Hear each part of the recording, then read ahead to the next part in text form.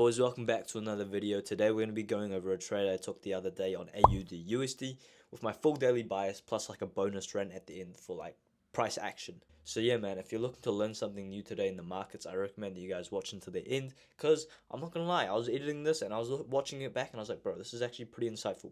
But yeah man, let's get into the trade that I took. Alright, let's get into our daily bias on this trade that we took. As you can see, unfortunately we hit TP, but there were a few things that I could have done or waited for before entering.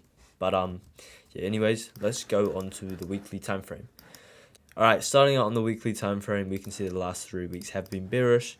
We've just had consecutive bearish candles, but we do have some form of bullish liquidity. We can see that we somewhat are holding the weekly fair value gap. I don't know if this one's going to close inside of it, but this week did, and we did low-key take out the previous weekly low. Coming down into the daily time frame, we have been consistently bearish. We can see that we have many consecutive days of being bearish. Obviously we have higher targets, but low-key this day has been kind of choppy. But to be completely honest, we did take out the previous daily low, so that is some bullish liquidity. One thing I did like about this trade was we did have a daily fair value gap lower, and I just wanted to follow the trend into lower targets.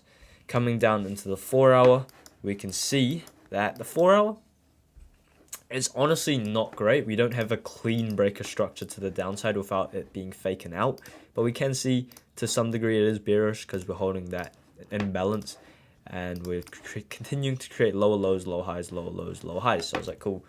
It's not the cleanest trend, but it is somewhat bearish. So yeah, obviously a high time frame trend, it wasn't super clear what the trend was if we were looking at breaker structures or fair value gaps, but we could see like pretty clearly that we're making lower lows, lower highs. We're obviously in the downtrend, so like cool, I want to follow the high time frame trend. I want to continue taking trades following the high time frame trend into this daily fair value gaps. So I was looking for a short today. What is the second thing I look for in my trading plan? Number one, a high time frame bias. Number two, a run on liquidity in the opposite direction of the high time frame bias. And today, my run on liquidity was this 1 hour fair value gap. As soon as price tapped into this 1 hour, I was like, yo, I want to look for a short.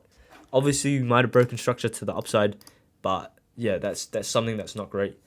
But as soon as price tapped into the 1 hour fair value gap, I wanted to look for a short. And today, that was when we took out this high, right? Coming into the 15-minute. In hindsight, we are obviously quite bullish. We can see that we recently broke structure to the upside. So maybe next time, something I should have been like, should have thought before taking my trade was, bro, we're breaking structure to the upside. On the daily time frame, we took out the previous daily low right here. It could be possible that we're going to continue going higher a little bit. Obviously, we will hit this daily fair value gap, but we don't know when the final manipulation is. All we can do is try to enter when the banks enter. So the 15-minute was bullish, and yeah, that was something I should have been like, yo, I'm not trading until I get 15-minute confluence, period, right? I'm not taking anything unless the 15-minute switches to the downside or gives me some confirmation that we're going to the downside, right? But unfortunately, I was like, yo, we got a good model. We just took out this internal high right here, manipulated, tapped into the 1 hour fair value gap. If we get a shift in structure, I'm looking for a short because that does follow my trading plan. But the only bad thing today was obviously the 15-minute broke structure to the upside. But anyways, on the 5-minute, we can see that we broke structure to the downside right here. So I was like, okay, cool. We just shifted structure to the downside. I expect price to push towards the daily fair value gap now. I want to see price go lower. We've had our high time frame trend. We've had our run on liquidity right here. We just shifted structure and price gave me an entry. So honestly, I followed my trading plan today. I took this short. As soon as price came into this 5-minute fair value gap, I put my stop loss at this high. Got stopped out almost immediately. But I followed my plan, and that's all that matters. I'm not mad that I took this trade. But there obviously was a better opportunity, a more high confluence opportunity. The market always moves in a certain way, right? Now, I honestly think that was a SMT. Some people think an SMT is like SMT divergence between like two pairs. Now, that can be somewhat true, but I genuinely think the market is smart enough to know there's enough people trading smart money concepts. There's enough people trading liquidity in ICT. They know how to make price action like this for traders to get stopped out on. They literally know traders are taking shorts on this fair value gap. Look how violently and powerfully it pushes towards the stop loss straight away, just because they know they've trapped traders. Anyways, price pushes up one more time, right? Not actually one more time, but it pushes up again, right? Now I'm gonna call this an SMT, not a smart money, not a SMT divergence, but like a smart money trader trap, because there are definitely traders shorting on this fair value gap, because there's people that trade like this. So there's a smart money trap right here. Once we come up to here, the banks are like, yo, we've probably got enough shorts. Banks are probably shorting up here, right? The final thing that they can do to like validate their movement is one final manipulation, right? And like I said before, the 15-minute, we were bullish, right? And I wanted to wait for bearish confirmation that we're going to head lower. So this is bullish. What can we look for that's showing us that we're bearish? Well, if we look at this 15-minute fair value gap, we can see it's a bullish gap. If we were bullish, hold on, let's go back in time. If we were bullish and we were going to continue higher to like these draws on liquidity or this draw on liquidity, I would expect this fair value gap to get respected and price to continue going higher. But because price internally took out this high, displaced past the 15-minute fair value gap, it probably broke structure on the 5-minute as well, and then retested it, I knew, well, I actually wasn't awake at this moment. This was like 3 a.m. I was in bed. But looking back on it, if I was awake, I would have, well, hopefully I would have been able to realize we have a 15-minute bullish fair value gap. If we internally take out liquidity and we push below it, and we can also see that we broke structure to the downside on the 5-minute right here, that is enough confirmation to be able to take a short. If price was going to retrace into this imbalance, right, if price would come back up into here, you could look for a short targeting, stop losses there, targeting this drawn liquidity. In hindsight, look, the drawn liquidity gets hit straight away, right? But with your existing bias, you know that we're bearish on the high time frame. We've just had a run on liquidity. We've internally manipulated. We've taken out smart money traders. We have a lower target, which is the daily fair value gap. If price comes back up into this 15-minute inverse or this 5-minute, you have a good entry. That's a good enough entry because this is your manipulation and this is your shift in structure. The 15-minute was bullish with the breaker structure right here, but now we've literally inversed a bullish fair value gap, and now price should be expecting to go lower. So what does price do? It pulls back into the 15-minute fair value gap. Now, me personally, I don't know if I would have taken this straight away. Right there, I know if you took it, it would have given you a nice, very nice trade. But on the way up, we inversed a 5-minute bearish fair value gap. Also, this could be a Judas swing. We took out this high and then we manipulated the low. So now price could end up going higher. So what do I want to do? I want to look for more confirmation. I want to look for some confluence that we're going to start going lower.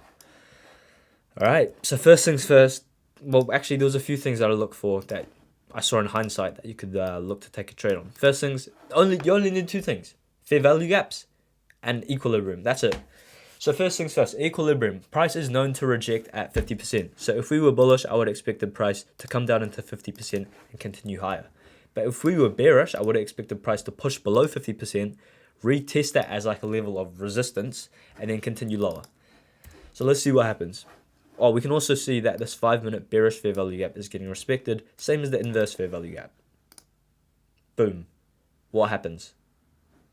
We push below equilibrium. We can see that we push below right here. So if we wanted to, if price taps back up into EQ, you can literally take a short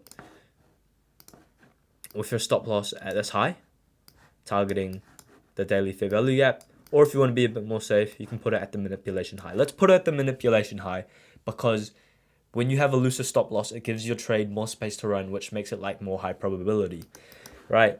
Bam, next candle, what happens? We can now see that not only do we have a bearish fair value gap to enter on, but we've displaced past a bullish fair value gap. So that gives us confirmation on the 5-minute that we've pushed past a bullish gap. Now, if we retrace back into it, which also lines up with a bearish gap, which also lines up with equilibrium, then that's a perfect entry. We've got more confirmation that we're going lower by the fact we inverse this. We have a beautiful entry, so why not take it?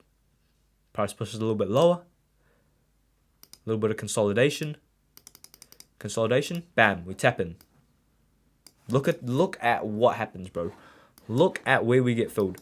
Equilibrium. It doesn't even push past above it for like it can barely get above equilibrium. Look how perfectly it fills this fair value gap. Literally taps into it. Banks probably add some orders onto there. There's probably smart money traders that are adding orders onto there. You guys, here's something that I truly believe. You don't need the golden strategy. You just need the strategy that has enough liquidity, that has enough power, and has enough reasoning on it. You don't need to find the strategy that's like unique and special. You just need to trade with the banks. I don't know if you guys understand me when I say this, but if you follow the direction of where the banks are going and you follow when banks are entering, then you're bound to win, because banks have so much more money and liquidity than you could possibly imagine, that they're the ones moving the market. They're the ones that if you press buy or sell at the same time that a bank or an institution press buys or sell, you're guaranteed to make money, because we're not the ones moving the market, guys. People don't have enough money or don't have enough capital to move the market by themselves. They need to rely on the banks to move the money. So it's best to follow what the banks do and like enter when the banks enter. Do banks trade smart money? Maybe, bro. Maybe not. But what I'm seeing is whenever like stuff like this happens, price action always moves extremely quickly and it always goes to your designated target. Right? Let's see what happens.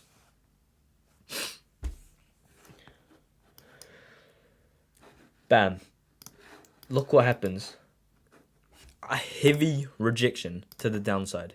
Where do you think the banks originally entered their positions? They entered their positions up here on this manipulation. They entered their positions on the liquidity sweep of the smart money trap. They entered positions on the retest of the 15-minute fair value gap. They entered positions on this retest. This whole piece of price action, banks were filling shorts within the market. You're wondering why the market consolidates? Because the banks are just storing up liquidity. When they want to dump the market like that, they will. And all their positions from up here will be hitting crazy risk rewards. But yeah, that is the loss I took today. A little bit of a rant. Hopefully you guys found this insightful. I know this definitely what could hit in the future. But if I stayed up later or if I was present at this moment in time, which was like 4 a.m, bro, I'm in bed, man. If I was present at this time, this would have been a beautiful setup to take. And yeah, man. See you guys in the next one.